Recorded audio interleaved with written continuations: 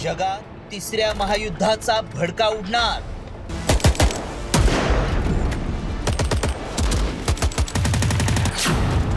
Japan चीन युद्धाच्या उंबरठ्यावर।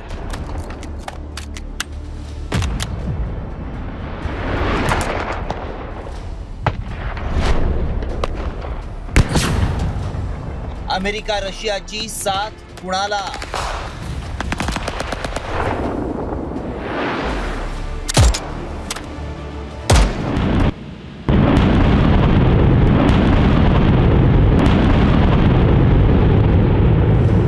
अमेरिकेच्या अणुबॉम्बनं बेचिराग झालेल्या जपान विरोधात चीनी ड्रॅगन वळवळ करायला लागलाय।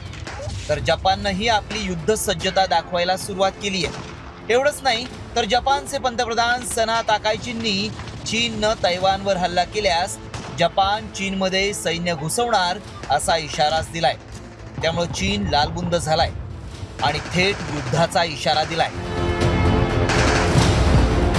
खरं तर नैसर्गिक वायू आणि तेलाचे साठे असलेल्या सेनकाकू बेट आणि दियाओयू या जपानच्या बेटांवर चीनचा डोळा आहे।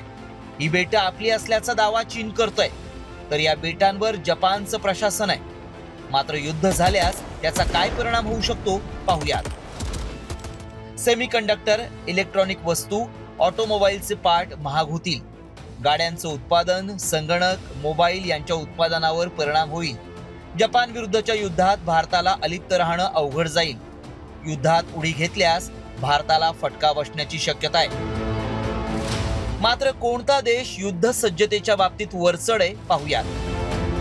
चीन जगातील तिसऱ्या क्रमांकाचा शक्तिशाली देश आहे। चीनकडे 20 लाख सक्रिय सैनिक आहेत, तर जपान जगातील 8व्या क्रमांकाचा शक्तिशाली देश आहे। जपानकडे 2.5 लाख सैनिक आहेत।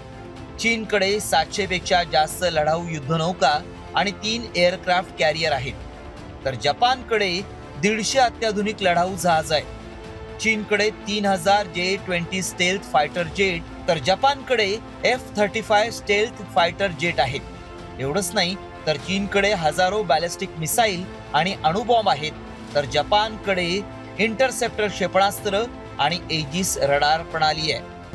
जपानकडे अणुबॉम्ब नसले तर 1945 मध्ये अमेरिकेनं जपानची हिरोशिमा आणि नागासाकी शहरं बेचिराग केल्यानंतर जो करार झाला होता, त्या करारामुळे जपानला अमेरिकेचं संरक्षण देण्यात आलंय।